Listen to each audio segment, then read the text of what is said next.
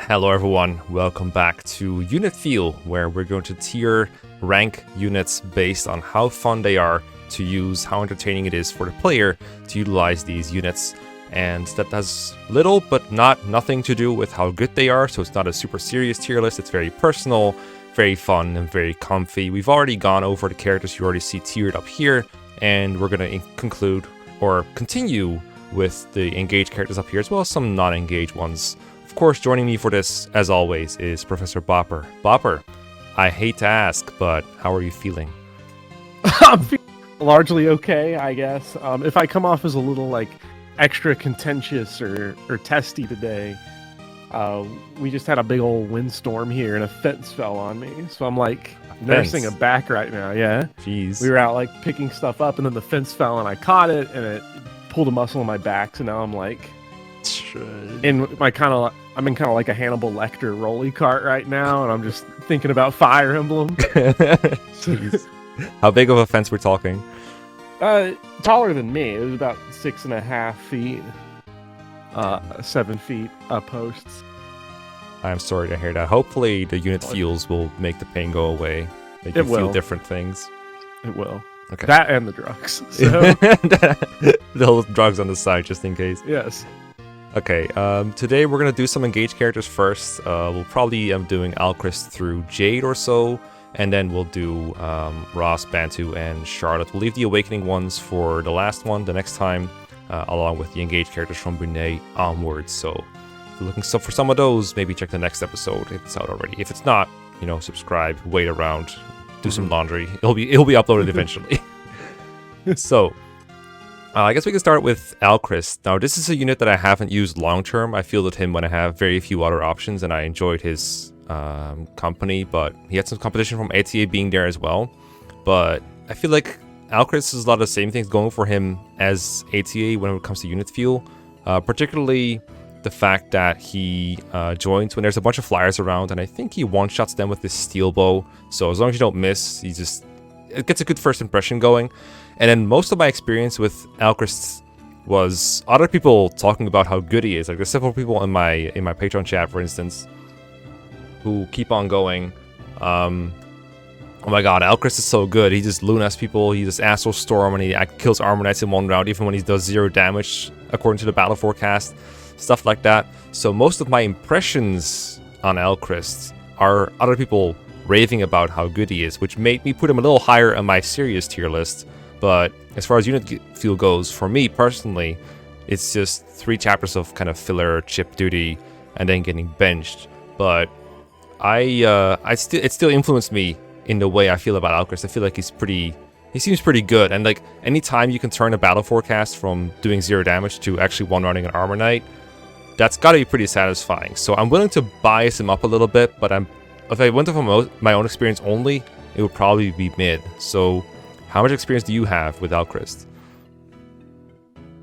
Not a ton. In my kind of second playthrough, I've been using him a little more. First time, he kind of fell into this category of stopgap units.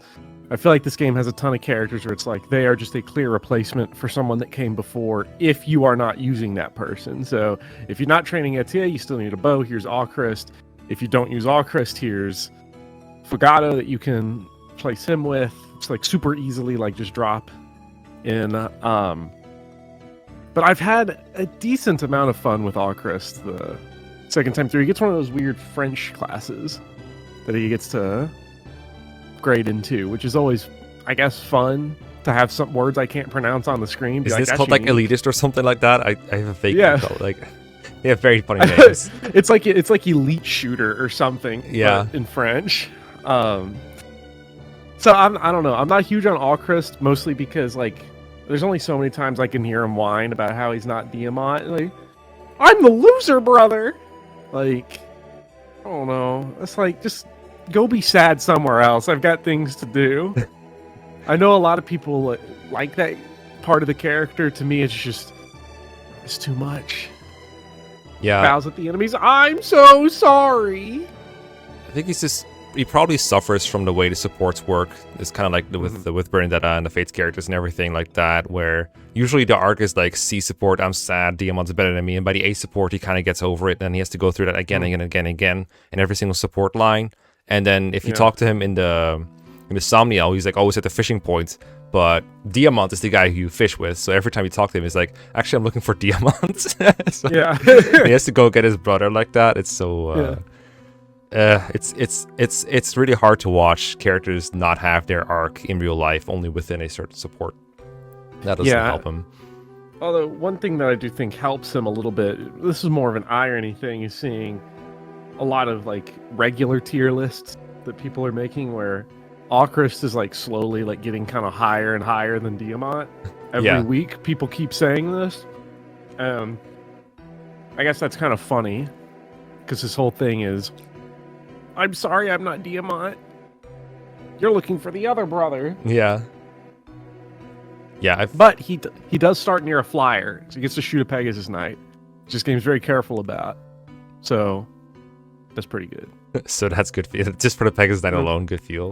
I think I'll throw him in mid. I think the jury's still out on this one for me. I'll just have to use him more. That's really, like, I haven't had too much positive or negative experience with him to like warrant putting him higher or lower. The supports aren't helping, but I can go off gameplay vibes alone for this, I think. Like I said, I'm willing to bias him upwards a little bit. Okay, Lapis, I think is very weird because her first impression is like, yo, you have this unit here with like no build, but she has a smash weapon called an Iron Blade. You can use it on these lance enemies standing on a defensive tile, and you have like a 66% chance to knock them off if you hit. This is a terrible strategy, but it's what the game kind of wants you to do, so it's a bad idea. And then we'll probably talk about Citrine next, and she is like a way better way of dealing with those enemies on defensive tiles. So it's like, why did you make her this tutorial, and why did you make the tutorial for the smash weapons so bad? And so like it's a bad plan. You better make sure your tutorial is a good plan, not a bad plan. So that makes me feel weird about Lapis. It has very little to do with her for the rest of her life. It's just her first impression is like that.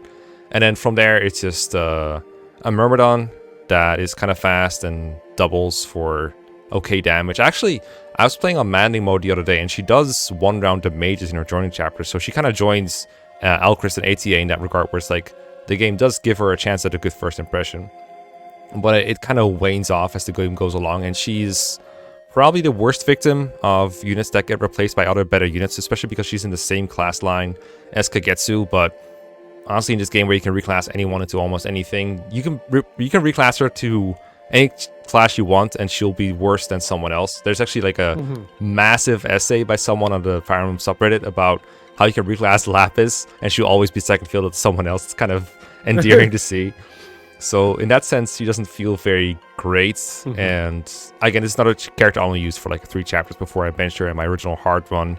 And I'm manning, I'm not getting a whole lot of mileage out of her, but I've only had her for 2 chapters as I'm playing. So again, kind of in the middle on this one, but not feeling super great about this unit. The last thing, before I forget about her, is that she has the weirdest skill, where I think it's like -10 crit but +10 hit, or +10 avoid or something. So it's like, you take a Swordmaster kind of unit, but you take away their crit, which, I mean, in a way, it increases the consistency of their attacks, even if they're consistently less powerful now because no crit. But at least you won't suffer from success. I find that funny in a game where most personal skills aren't very good, or interesting even. That one intrigues me. It's not good, it's just very, in fact, it makes the unit more plain because it gets rid of funny number crits. But there is something about it that tickles me, and I enjoy that. That's Lapis for me. How about you? It's really funny to have a personal skill that like makes you worse and is also always active. So because like everybody else has like weird personal skills where it's like you gotta start doing some like Avatar The Last Airbender stuff to get them to activate, and then this one's just like, it's gonna be here always, and also you're worse because we've got this Myrmidon, and they'll just never be Rutger. Like, that's the skill. It's like, okay, great, fantastic. That's exactly what I needed. I'm glad you mentioned the smash weapons, because Lapis will always be associated to me as this is the smash character. Because Fire has a problem with that. Yeah. When I saw what they did with Iron Blades, I was like, oh, did they make blade weapons good? And then, like, I don't know, There's probably a big long essay on Reddit about how people are not using Smash correctly. But like, to me, especially at the point in the game when Lapis joins, moving the enemies further away from all of my low movement units does not feel like a very good idea most of the time. Because at the point where she joins, you don't have like Master Seals are still super limited, second seals are super limited. So it's hard to just, okay, we pushed him over there. Now he's going to get an enemy phase where he gets to run at us. Never feels super good to smash things. I know you can do like funny things with like smash into other enemy units to do break if you don't have that as an option, but beyond that, like, I don't know. It just kind of feels like the worst unit in the game to me. Like, I don't know if I'd ever want to use her for anything. It's really funny how the smash mechanic is, it's just a tutorial that happens to use Lapis, but it's kind of merged with her because she's the one who shows it off for the first time. I remember initially I was really excited for like the implications of the smash mechanic, but now I feel like those blade weapons are kind of relegated to if you just need really, really high might and nothing else, just because you're using like some kind of engage attack to just maximize your damage output. That's what they're useful for. That's when you whip out your +5 silver blade to want to kill a boss.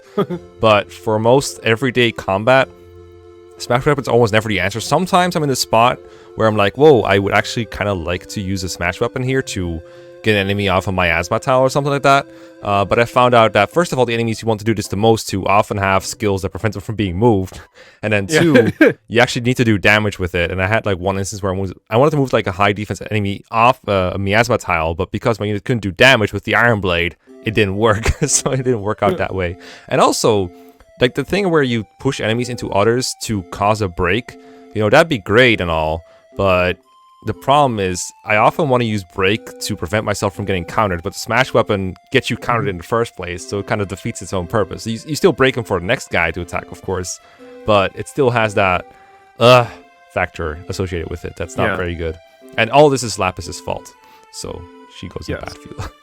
Yeah, well, and the funny thing about smash weapons, and Lapis is like the worst person to take advantage of this too, is that like super late game, I found them to be really funny enemy phase weapons, because if you put like a big silver blade or something on Kagetsu and throw them into a horde of enemies, it's either the normal combat flow, or if they use smash weapons, which a lot of late game enemies do, then you like your silver blade becomes a brave sword that attacks first and just kills them, and it's pretty great because all the downsides of blade weapons only affect the initiator. So, oh yeah, I saw that interaction a couple times too, because like enemies just want to have really good attack, I guess, to get past high defense units that you've like juiced up with all your Ike emblems or whatever. Yeah. But Lapis doesn't get to do that. No, she's no, no in fact, build. she probably doesn't want and is to. On the bench. No, she probably doesn't want to. All right, is that it for Lapis? Yeah, Lapis fans seething right now. For sure. Next up, I got Citrine. So as I said earlier, I think Citrine has a much more elegant solution to smash weapons to get people off of tiles, which is just kill enemies that are on tiles and just ignore completely, because she's a mystical at first as a mage. And again, a unit that I've only fielded for a couple chapters and then benched, unfortunately. I swear there's units in this game that I've used. She's just not one of them. I'm using her, I think, a little bit in Manning right now, and I think for her, she's really the introduction to Thunder. Even though I think you can fight enemies before her that have Thunder in the paralogs. I think the Anna paralog, and maybe even the Jean paralog, maybe even the Yunaka chapter. But I think she's like the proper introduction for the player having Thunder. And I mean, that's a good feel mechanic, because there's nothing more dominant than you hit an enemy and they can't hit you back because you're just too far away. And early on, that attack range is almost as big as their movement range. So every little bit is like appreciated. And even though like you have a ballista. Yeah, it's almost like having a ballista. And I mean, sure, other people can use Thunder too. Like you just trade that Thunder Tome to someone else, and there's no reason you wouldn't. But again, first impressions, and this is the first time you see that weapon. And other than that, I think her magic is really good. So she probably has that Lilina Nino loot factor on, where you get like really high magic. I've seen some people say you can one-shot with her at some point with the right build. I haven't been able to try that out myself, but it sounds good. I just haven't been able to train her a whole lot. It is not a character that probably later on gets replaced by someone else. Like I can imagine that someone like Pandreo or even Linden can do similar things. So in that sense, that's never fun. Like we discussed that a lot with sailing last time, where it doesn't feel like worth training.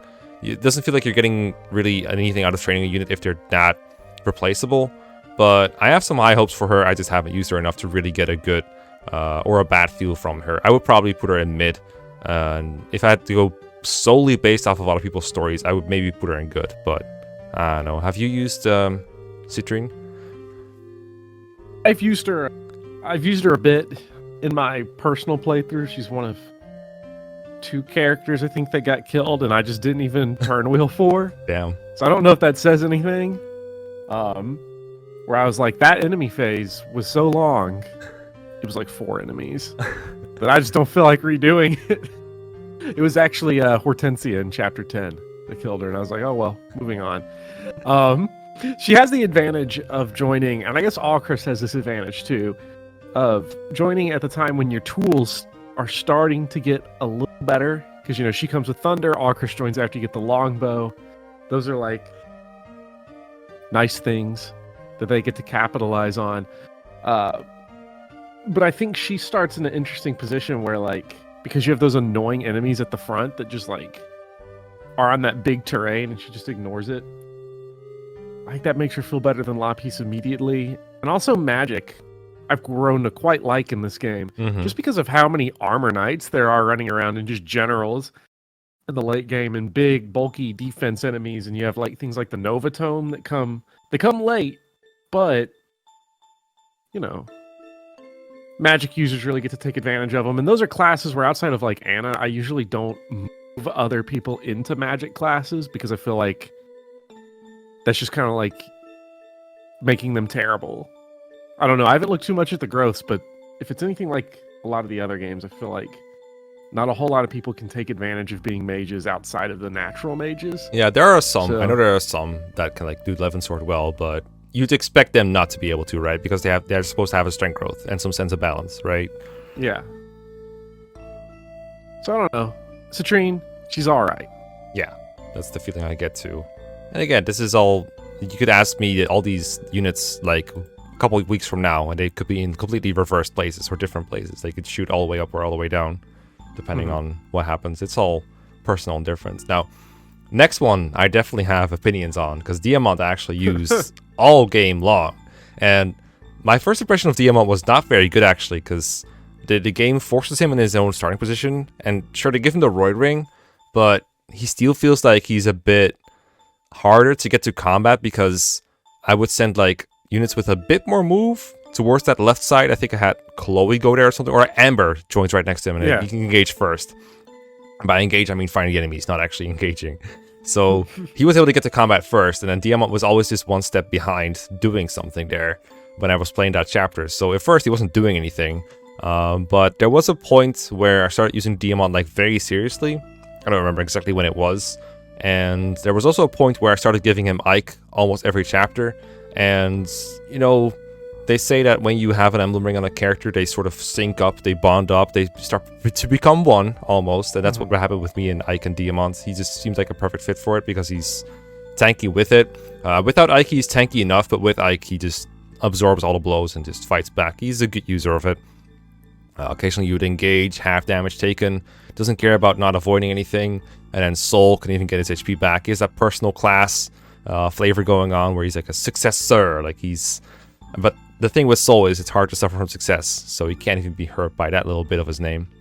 And then he just kind of popped off and wrecked everything. Almost every late game enemy phase at some point involved, okay, I'm going to send Diamant that way to either bait the enemies or just take on an entire side by himself, and everyone else does the other part. And that cooperation was both beneficial for him and everyone else. When you use a unit a lot like that, they snowball, they can like reach level 20, then second seal back to the original level 1 and just keep going and going. So he got out of control. He was one of my best units for like the all game long. And Ike's engage weapon Ragnell is also just insanely powerful when you can afford to use the sword on enemy phases. 1-2 range with more durability increase. So stupid.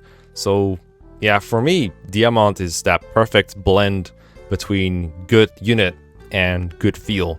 But that's mostly because I just gave him a really good emblem. What about you? Yeah. I used Diamant the whole game too. I was actually surprised when I was like reading other people saying that he's like one of the worst characters in the game, because I was like, but He's good. I liked him. He hit things with a forged Wu Dao and exploded them.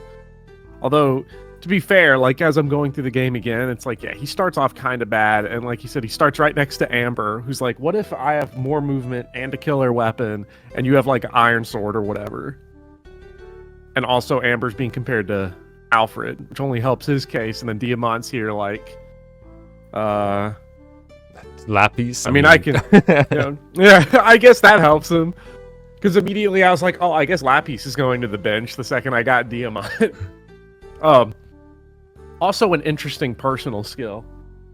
Fair fight. Oh, yeah. Which I actually kind of like quite a bit because it suddenly makes him, when he promotes and has axes, like the one problem with axes he just makes go away. Which is that they can't hit things. Well, now they can.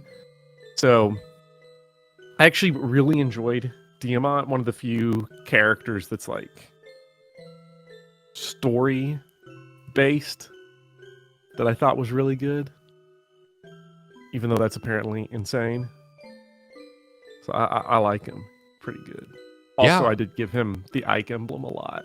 So Yeah, I'm glad you brought up the story thing, because actually I saw a fair amount of Diamant supports through Somniel. I haven't shown them in my videos because supports take quite a while to record in addition to everything else I'm doing in the game. But I saw supports with, I think, Alcrest. I got into A rank with Ivy and a couple of others, and he was a pretty nice... I don't know if down to earth is a great way to describe him, but he had that prince thing going on where he's just trying to do the best for his country and, you know, the stuff we've seen before.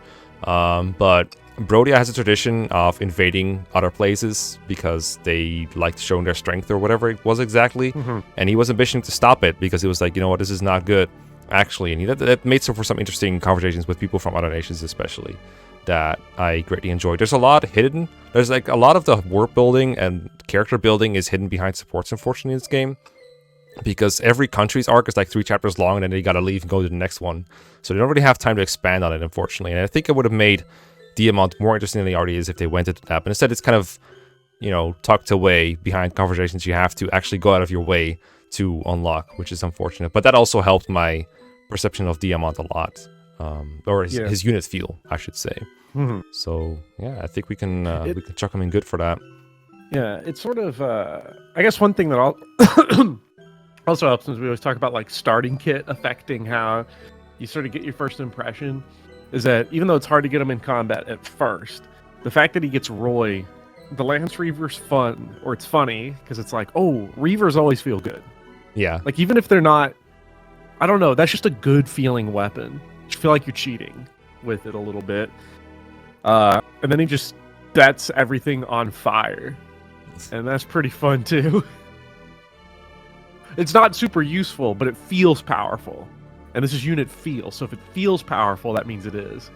Yeah, I didn't use fire much in my game, and I thought Roy was like a very vanilla feeling emblem, because a lot of the others, they make things move around, they make, I don't know, they have more standout things happening. The Roy one, I think part of it might be because you have it for a relatively short time, right? Because you get it in Chapter 8, and you lose it in Chapter 11. Like, you have it for... I think the only one you have for a shorter time at that point is like Leaf, basically. Uh-huh. And then the fire, I never really wanted to do. First of all, because at first, at that point in the game, I was hoarding engage meters and engage attacks like crazy.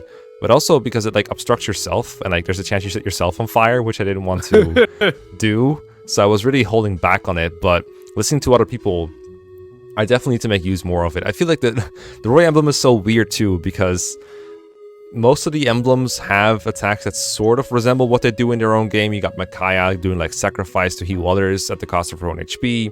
You have Celica doing like Ragnarok on people. You got Marth with his rapier. You got Erica with the Siglinde or whatever. And then there's Roy with his personal Lance Reaver. And like, Lance Reaver was like at its worst in FE6. That makes absolutely no sense. I get why they did it, because they can't all have rapier. They're already too similar. That would be half the... I guess it's like Sigurd's Rider's Bane. It's like you just had to give him something. Yeah, exactly. The Sigurd had the same problem. And then you could argue maybe give him the Binding Blade like you get later on, but that's also similar to Ragnell. So it's either all the things that Roy has going for him are similar to what someone else has, so they just gave him something else there. And that made it hard for me to really appreciate Roy, but after putting Roy on the right person, I do like him more. It's just that person wasn't Diamant. So for me, I almost like extracted all of my Roy memories from Diamant. But I do remember in the first chapter, you do actually get to use the Lantry for a fair bit. And he's actually surprisingly tanky with it. Or rather, I mean, I guess you don't really become more tanky when you use the Lantry for per se, but it felt good. It did have some good feel in that chapter. There's a lot of lance using enemies. So that is fair. Yeah. I guess and it's Blazing Lion, right, is the thing. Like, yeah. So I guess good lucky for Elliotwood never showing up in the game, because then he would be the most generic ring, because then he wouldn't even get the title of his own game. Yeah. I'm surprised it didn't like link him with Hector at some point. You just have Hector on his own instead. Okay. Last engage for today is Jade. And another character I haven't really had the chance to use a whole lot, but I kind of want to give her a chance because I think she's a bit overlooked. Like, no one really talks about her anymore. They just put her at the bottom of their tier list and they're kind of done with her. I find it very amusing that they thought, you know, we need a skill for this Armor Knight. How about we make her get magic resistance when she waits and does absolutely nothing? That's peak game design. I've not found a purpose for it really, but that's her standout thing, is having not good resistance. Like, she's not a mage killer. It's just she has better resistance than Louise, whose resistance is awful. And that's her whole thing as far as gameplay is concerned. As far as I can tell, anyway. I haven't tried her a whole lot. I've been told that you can reclass her to other classes in this game, apparently, that makes her different. But that's the problem with unit feel, especially units you haven't really used, is it's really hard to gauge how good someone is when you haven't really been able to A, use a unit enough to reclass them, and then B, field them against the enemies and then try them out for long enough to get a really good grip on how good they are exactly. For me, Jade is just that NPC Armor Knight that I had to save, like go out of my way to save, talk to, and then never use again. That's my experience with Jade. Yeah. And then all I know further than that is the funny res thing. Yeah. But I do think that is funny, but that alone can't really make me put her up there in good. But I can probably justify putting her in mid and saying, all right, I'll just have to try it out sometimes, because she does seem interesting. She doesn't seem outright horrible. I think at worst, it'll be like that factor where you're like, okay, this unit is not very good, so I'm going to try to use them as a bit of a personal challenge. And they'll probably be entertaining enough for like another hard mode run or something, or maybe even maddening. That's my current feel with Jade. What about you? Well, I like that you brought up that she's like that one character that you have to save, because it's I will reset 18 times until I recruit this character that I will never use. That's basically the Jade experience for me. As I'm looking right here, 18 defense and 6 resistance, 30% resistance growth in her base class. So it feels like one of those personal skills. It's like it technically makes her better, but also not really. But I can see where you could do funny things with it depending on the class you sort of moved her in. I feel like you said, you know, characters that you really have to experiment with sometimes don't feel so good the first time through, especially in a game like this where I feel like class growths are so important, and because they're hidden, that means to make Jade good, at least for me, I'm either A, going to steal someone else's build, or B, sit there on Serenus Forest for like 35 minutes trying to doctor something up. Looking at the personal growth table, going like... Yeah.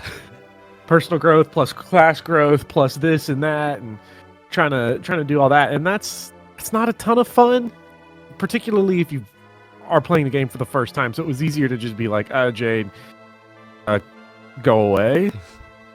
And maybe later. It was nice seeing you, Jade. Yeah, it was nice rescuing you. Yeah. And this made the chapter more interesting. I think it would have been less fun if she wasn't there trying to suicide on enemy armor knights, right? Right.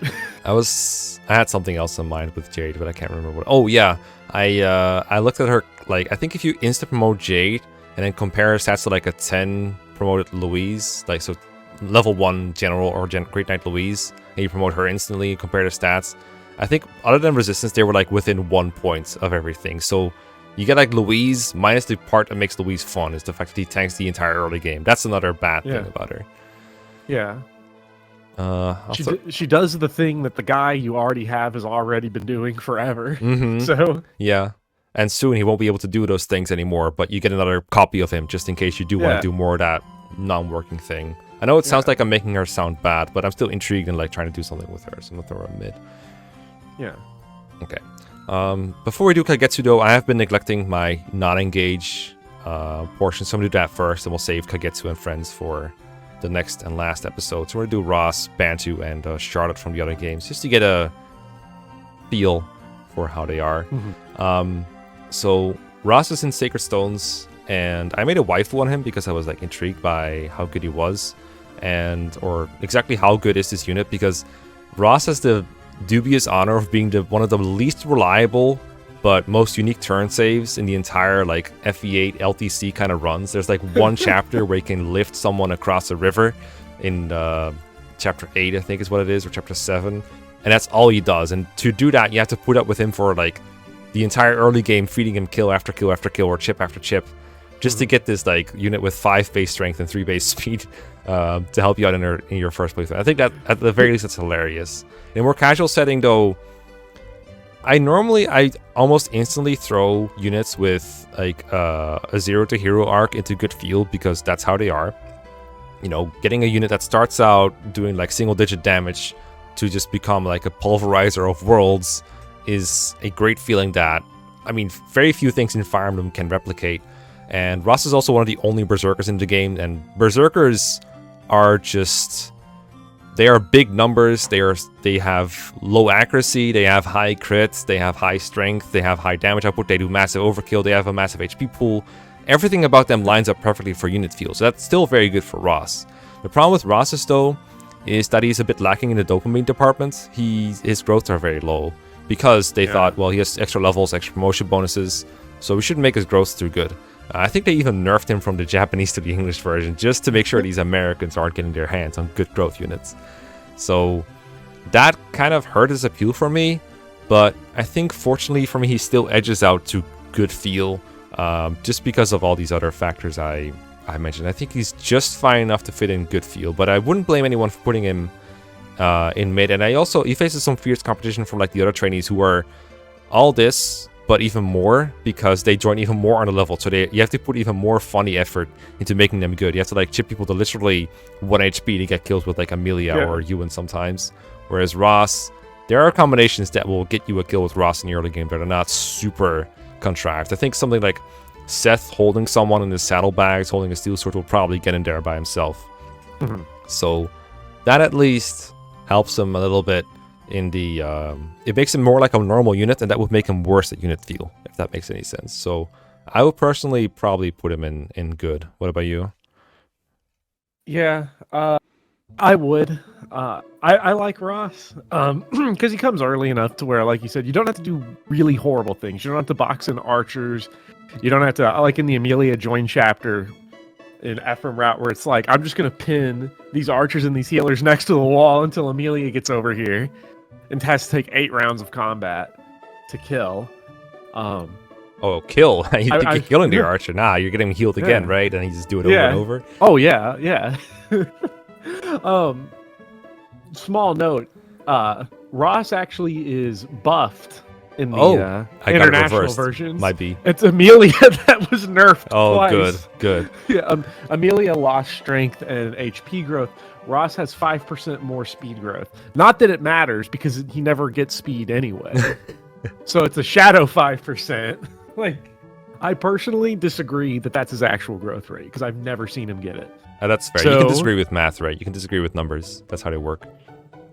Well, yeah. This is unit feel, so I get to pretend the numbers don't exist. Yeah. Feelings don't care about your facts.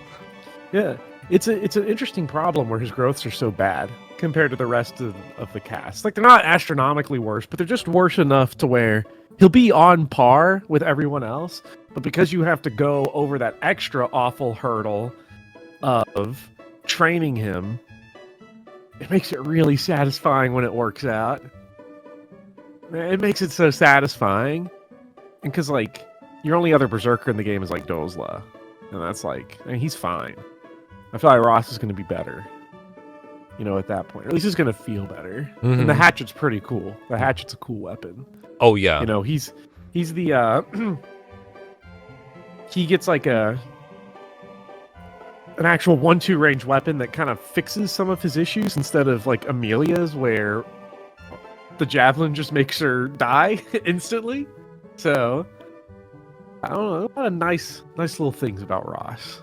Yeah, this is a bit of a tangent. I played a modification of Sacred Stones once, where they gave all the trainees personal weapons that were the hatchet, the slim lance, and like a fire tome or something.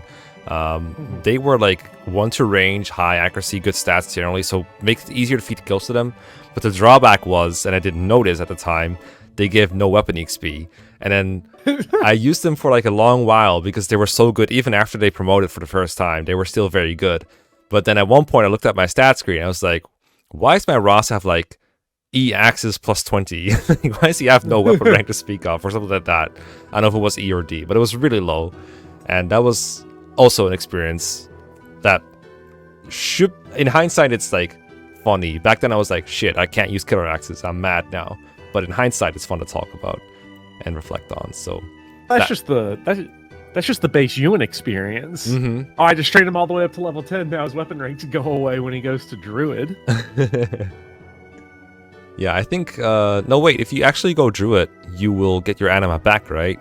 You're probably talking Shaman. It's Shaman. And then, I don't know. Does the game internally save his anima rank? Everything I know points to yes. Maybe he's a weird exception, but as far as I know, it should. It feels like the type of thing that a GBA game would forget to do, which would just make Ewan even funnier. So, well, if it feels like that, it's not true, right? So, or if it's true, right? That's how it works here. So, yeah, right. It definitely forgets. I guess it doesn't matter too much because Ewan is a character you just train to not use him so that he can summon people. But yeah, Ross also joins with his dad, so it's like actually like a cool little story thing. Yeah, Garcia's cool. He's a tutorial done right. Multiple tutorials, in fact.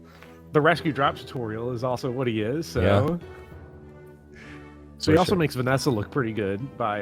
Just good all around. Yeah, good job, Ross. Yeah, he's a support unit in the unit field department. He makes other units feel better to use.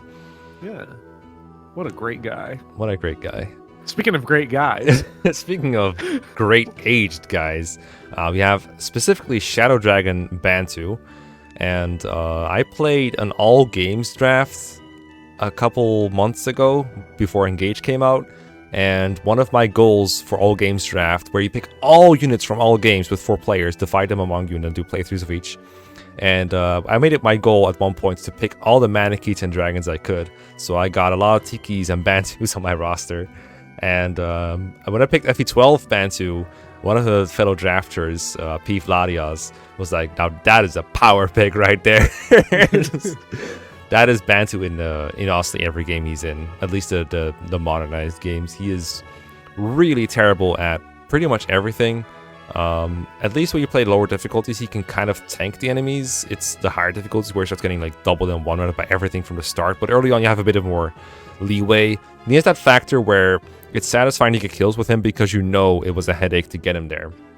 So you're rewarded for your efforts if you set it up well. I don't remember exactly what his combat parameters look like. I think he has accuracy issues in the DS games a little bit, and he has like he has issues. He has issues. Yeah, I'm trying to remember because like his strength is like the might he has is decent, I think, but then the damage he does is not enough to one round, so you have to set it up with someone else and then hope he connects and doesn't like instantly melt. And I think he consumes a Dragonstone use with every combat, even if he's not countering. So like if like an archer snipes him and he doesn't do anything back, he just sits there but wastes his Dragonstone transforming anyway for no reason. Definitely doesn't feel great. There's like a thing with unit feel on Bantu. He's one of the very few units in Shadow Dragon that doesn't have the free reign in the reclass menu. Everyone else can go from like Paladin to Wyvern Knight to even in FE12 you can even go General and then Berserker or Horseman, anything you want. Bantu just can't reclass. He's stuck as that Manakit class for the rest of his life. He wouldn't be much better if he could reclass because his base personals and growth are awful. Like his growth are probably some of the worst in the franchise. So it wouldn't really make him better, but it would make him more like others, which I think for his unit feel would make him worse because at least now he's a unique thing. He can do the Manakit thing that, I mean, only Tiki can do it. And sure, Tiki's much better at it, but it's funnier when you use Bantu for it because he's just worse in every conceivable way. And of course, there's probably screenshots out there of people killing the final boss with Bantu, and the fact that exists is proof that unit feel is a real thing, because why would you do that if it wasn't for that gratification of using the unit so terrible that it works? I will say though, the only problem with Bantu is that the Emblem is especially good at making you feel like you have those little moments of like, why am I doing this again? Because every map is just so easily skippable with the warp staff and everything. Yeah. And there's like some tools in the game, even if you're not warp skipping, that are just so much better than doing straight up combat, like using a ballista with the star sphere to have infinite uses, or using like a forged effective weapon to kill something.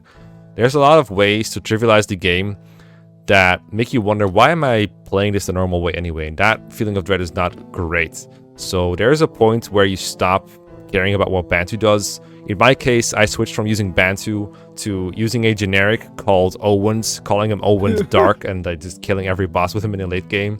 So the fact that a generic managed to outshine Bantu in a playthrough that was specifically for using funny units, like a draft run, kind of puts a damper on my Bantu experience, but I did have fun for the first couple chapters trying to actually utilize his potential. So for me, he's at least mid, and maybe I can justify him in good just because of how funny it was. That's my Bantu rant. What about yours? I guess he's so bad he wraps back around to being funny. Yeah. Like, I like how even in our theoretical world of like creating a better Bantu, one that can reclass, I'm just thinking of how horrifying that would be. Because in Shadow Dragon, the thing you want is C rank weapons. Could you imagine putting Bantu into something that could use lances and then having to grind his lance rank up to C? Like, with his 2 strength and his 3 defense and his late, 20 and he joins so late too. Like, at least with Kane, you can deal with it in chapters 1 and 2 or something, but with Bantu, you're in chapter 8 or whatever. Yeah, these are his growth rates: 40% HP, 20 strength, 10 magic. I love that his magic is just as high as his speed, luck, and defense, which are all 10, and then 20 skill. So, you know, I guess the hitting things probably ain't so bad with that 20% skill growth. So he's always terrible, always awful. The FE12 version, I know we're talking about 11, but the new mystery version might be the worst unit in the entire series. Yeah. It's at least up there. And there's something special about that. And the amount of out of your way you have to go to get him. And the fact that he has a weapon that's a pain in the ass to keep up with.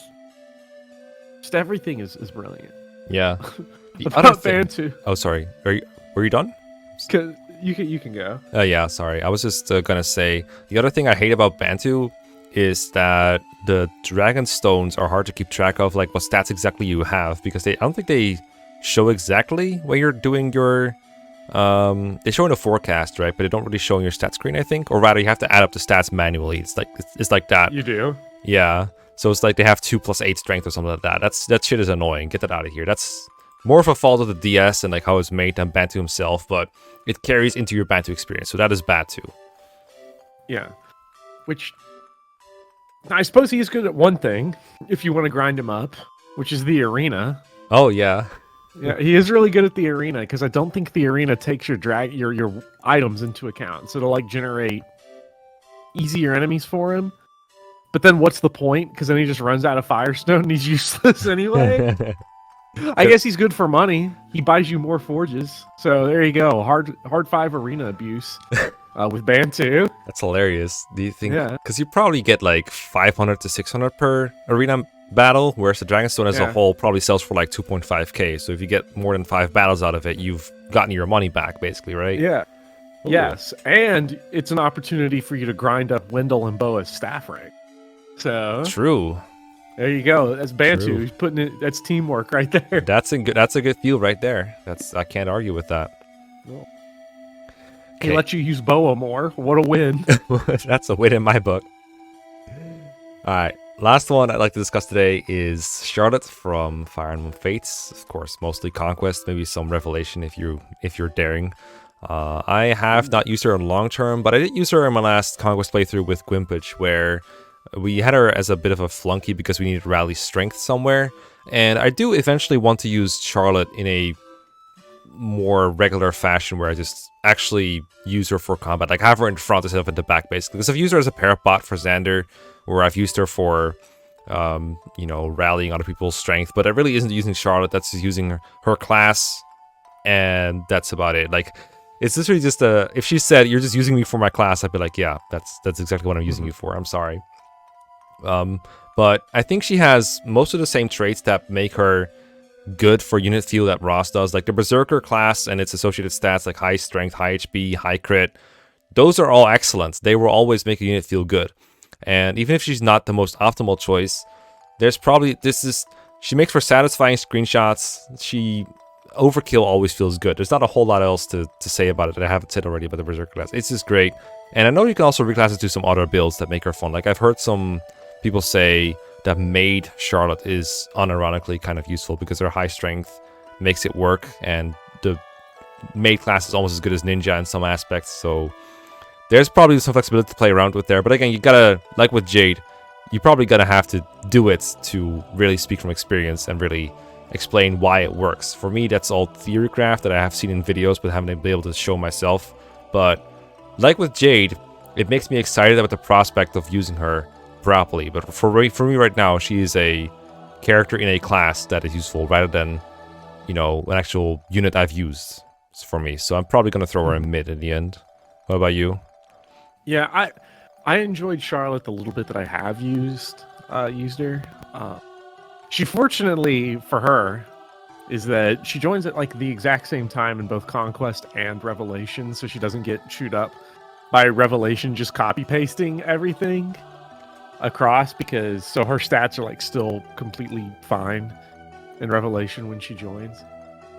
The big thing that helps Fate's characters, I feel like Charlotte is one of the big beneficiaries of this as an axe user, is that no matter what your problem is, you can easily fix it without a lot of work. So if hit rate's your problem, you can fix that. If defense is your problem, if strength's your problem, you know, you can fix anything very easily through pair-ups and tonics and attack stance giving plus 10 hit and, you know, whatever you want. So it's, you know, she comes ready to go out of the box, and joins with Benny immediately. So whoever you want to use, the other one's going to feel good, because you can either give Charlotte a lot more defense or give Benny more attack, and, you know, it just sort of, it synergizes together really nice. I think Charlotte is a lot of fun, although I've never really used her that much because I'm usually just using Arthur and you know, Pitfall. That is hard competition. No two of the same class, please.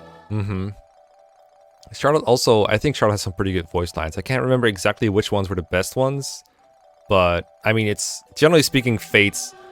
We can bash the story and even the characters all we want, but at least some of the battle quotes are very entertaining to listen to, even if they make absolutely no sense. And in fact, they're probably more fun when they don't make any sense. Yeah.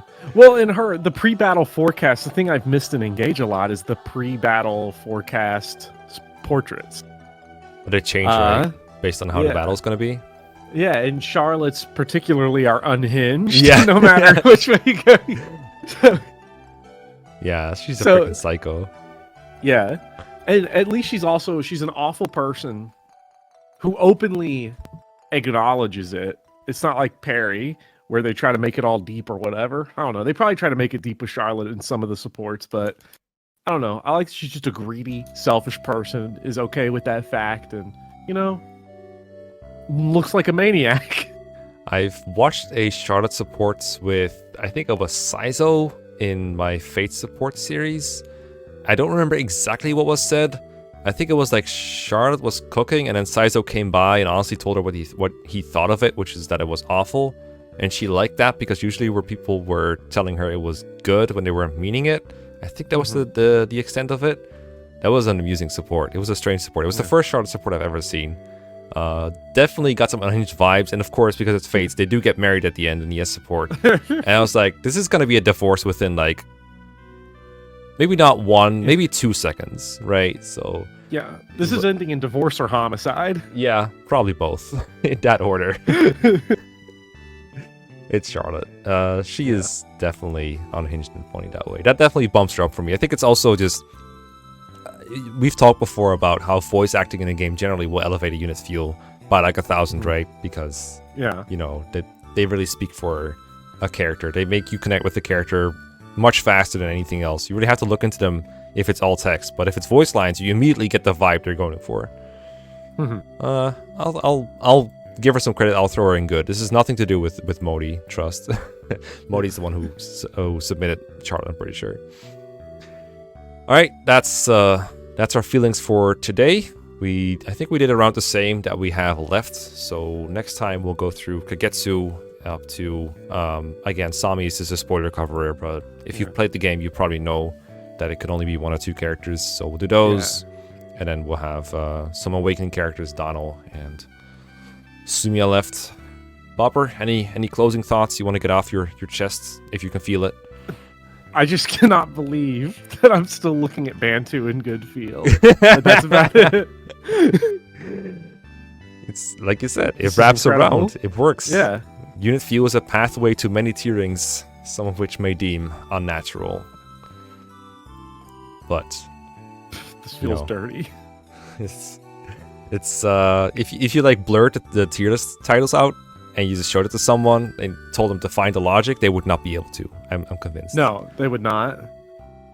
I feel like the bad one makes sense. I feel like the good one is completely insane. Yeah, it's kind of hard to find out what Fram, Chloe, Bantu, Charlotte, and Ross have in common. That's for sure.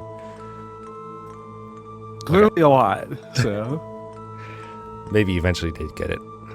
Anyway, so much for today's episode of Unit Feel. Hope you had a good time, and we'll feel you next time. See ya. See ya.